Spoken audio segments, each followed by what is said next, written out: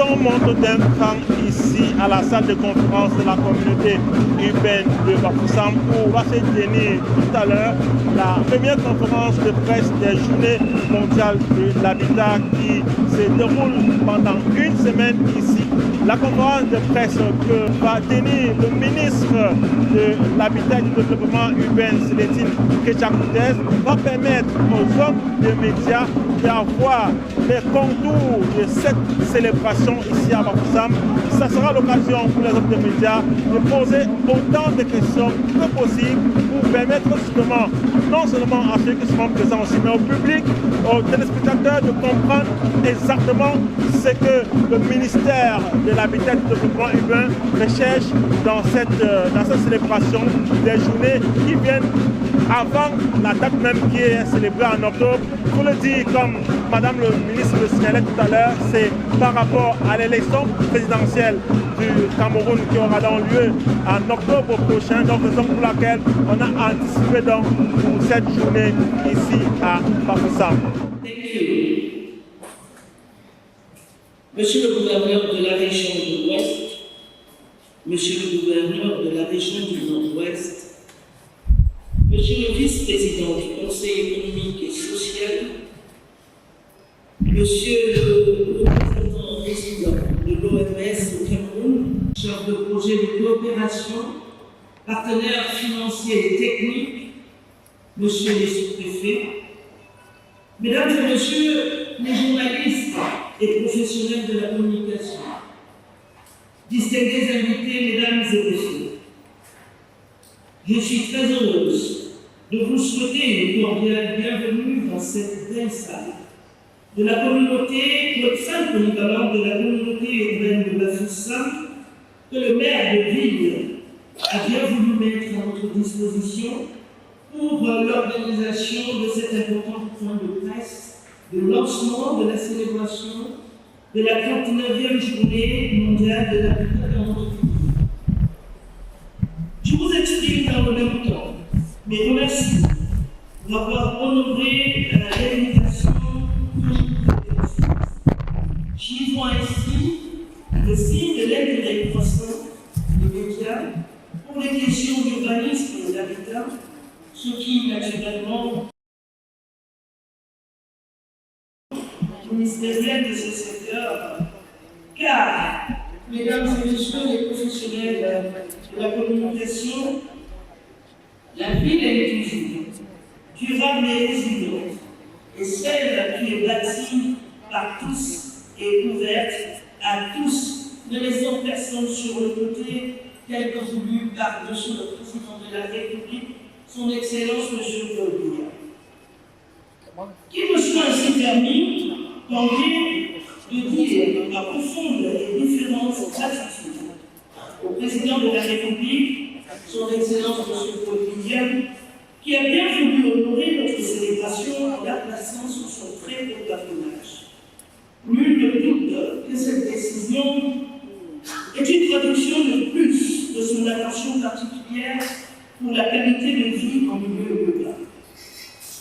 Oui, je voudrais dire à tous les acteurs qui seront présents ici à Bafoussam cette semaine pour cette journée mondiale de l'habitat 2025 et bien sûr de la célébration des efforts en matière d'hygiène et salubrité à travers la vie la plus propre de notre pays que le Président de la République, Son Excellence M. Paul Biya, est avec nous. Il est avec nous pour cette célébration ici à Bafoussam. Yes, I wish to express my most respectful gratitude to the President of the Republic, His Excellency President Paul Biya, who graciously honor our celebration by placing under his esteemed patronage. This decision is undoubtedly additional expression of his particular concern for the living environment in the urban area. Allow me then to let us all know, all the urban players who are in Bafoussam today and will be here over the week, that for this 2025 World Habitat Day His Excellency, the President of the Republic, is here with us. He will be with us for this celebration. J'exprime ma gratitude à Monsieur le Premier ministre du gouvernement pour son soutien constant au secteur urbain dans le cadre de son action de coordination des activités gouvernementales. Mes remerciements vont également à l'endroit de Monsieur le ministre de la Communication pour sa disponibilité, son engagement à assurer la visibilité et la lisibilité de cet événement à travers la mobilisation des médias pour ce point de presse et pour couvrir les grandes activités de la semaine. Congratulations to the governor of the West Nation, our Franca Augustine, for the wonderful preparation and organization of this celebration here in Bafoussam. Ladies and gentlemen, in this resolution 14-202 of 7 October 1985, the United Nations General Assembly established the first Monday of October of each year as the World Hunger Day. To this day, the United Nations intend to emphasize the fundamental right of all to adequate shelter and to call the attention of the international community on its collective responsibility in building a better urban future for all. The World Hunger Day, therefore, remind the international community that we all have a responsibility to reflect on the state of our cities and the power to shape them from a sustainability, resilience, and inclusive perspective. This celebration is a powerful call for positive change that promotes better. Mesdames et messieurs, le thème mondial choisi cette année par Connu Habitat est réponse aux crises urbaines. Cette problématique focalise l'attention sur les crises urbaines, les crises multiples qui affectent nos centres urbains, alors que ceci, comme l'a dit le rapport World Urbanization Prospect 2018, absorbe la quasi-totalité de la croissance démographique. Cette tendance mondiale se vérifie au Cameroun, où les projections de la Banque mondiale situent le taux d'urbanisation à 73% d'ici à 2050.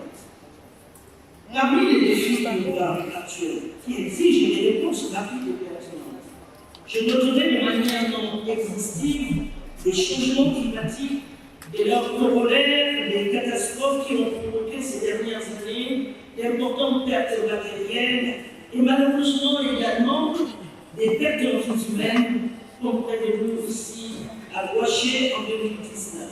Un glissement de terrain qui a fait une quarantaine de morts. En outre, les crises sanitaires, comme la Covid-19 que nous avons connue, ont révélé la fragilité des villes face aux épidémies.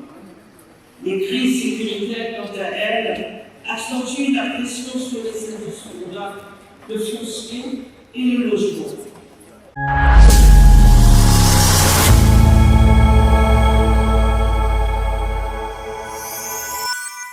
À l'échelle nationale, elle crée des déséquilibres dans l'armature urbaine, les villes les plus stables étant amenées à accueillir un flot important de population venues des zones en crise. C'est le cas de plusieurs villes de la région de l'Ouest. Mesdames et messieurs, distingués invités, l'impact de ces crises sur le tissu urbain serait réduit si elle était exacerbée par le désordre urbain. Le désordre urbain, monsieur le gouverneur, que nous avons vu sur le terrain ce matin, exacerbé par l'incivisme qui affecte tous les pans de la gestion urbaine. L'occupation des sols, la mobilité, l'assainissement et l'insalubrité. Oui, mesdames et messieurs, pour faire face heureusement à ces nombreux défis, le président de la République, son Excellence M. Paul Biya, qui fut parmi les premiers chefs d'État à adhérer à tous les accords et agenda de développement durable, a eu la clairvoyance, en plus du choix de la décentralisation, comme pilier de la localisation des actions de développement durable, d'impulser de nombreux projets qui ont permis d'atténuer les effets de ces crises dans notre pays et bâtir la résilience et des villes camerounaises.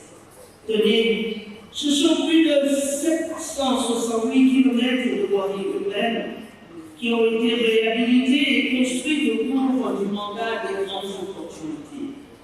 Ce sont plusieurs ponts qui ont été construits pour adresser les points de rupture, parfois entre les quartiers d'un même village, parfois entre les populations d'un même quartier.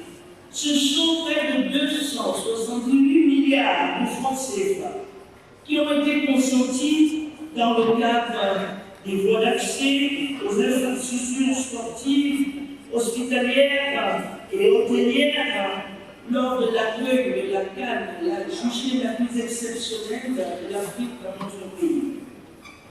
Mesdames et messieurs, c'est également plus de 1000 km de trains qui ont été construits pour adresser les questions des inondations dans nos différentes villes.